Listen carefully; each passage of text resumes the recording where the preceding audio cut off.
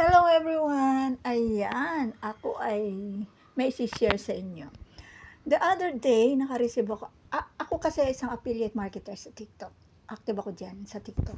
So, the other day, mayroon akong na-receive na notif kay TikTok na mayroon akong product na not allowed to sell.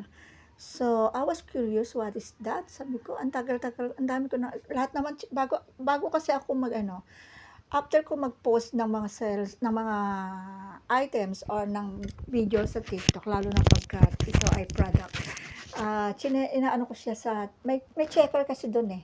Chine-check ko siya kung okay ba o hindi. And then, lagi namang check.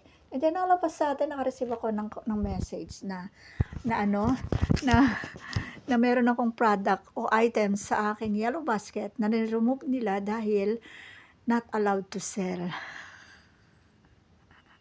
So, sabi ko, what is that? Sabi ko, then nung tingnan ko, eto, Kinoki Cleansing Detox Foot Pads. Ayan.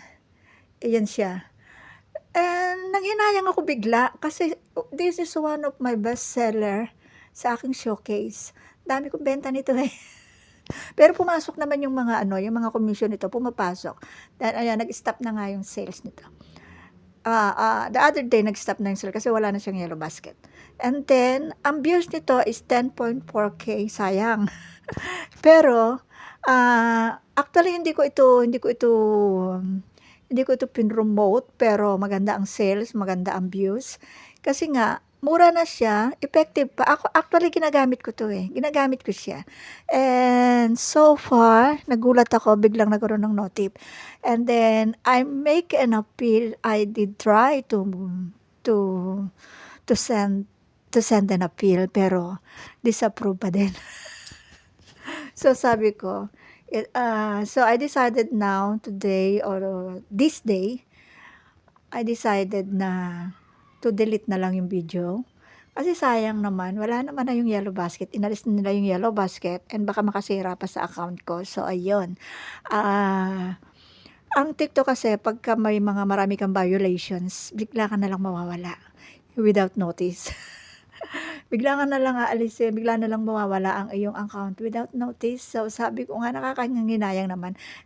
Actually, dalawa yung account ko dito sa TikTok na parehong may yellow basket. So, ganun ako ka-busy.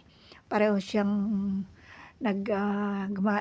pareho naman siya nagkakaroon ng commission kasi syempre, yan ang ating pinagkakabalahan. So, sabi ko nga, it's better. Kaya lang nanghihinayang ako dito sa aking account na to dahil ito ang malaking account ko. Mayroon akong 10K mahigit, 10.4K na followers. So, sayang kung mababan dahil lang sa isang product.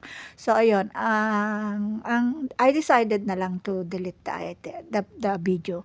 Yun na, na-share ko lang. Nangyari na ba sa inyo ang nagkaroon ng ganitong notif, ng ganitong problem sa TikTok? Ako, first time ko kasi, kaya nagulat ako. Kasi ako, maingat ako sa pagpo-post.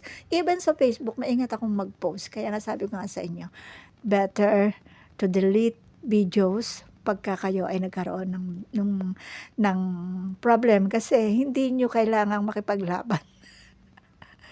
Kasi kung isang video lang naman, at kung ano lang naman yan, madali lang humanap ng items na pwede nating ipalit yan. Kumbaga sa kuha na mahirap talagang mahirap mag-appeal, lalo na kung iyon ay ando na.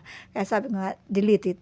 Yun na lang aking gagawin. I'd rather delete it kaysa maban. Yun, na-share ko lang. Thank you. Thank you sa lahat ng mga masisipag na mga mamili. And thank you sa lahat ng suporta. Thank you. Bye-bye.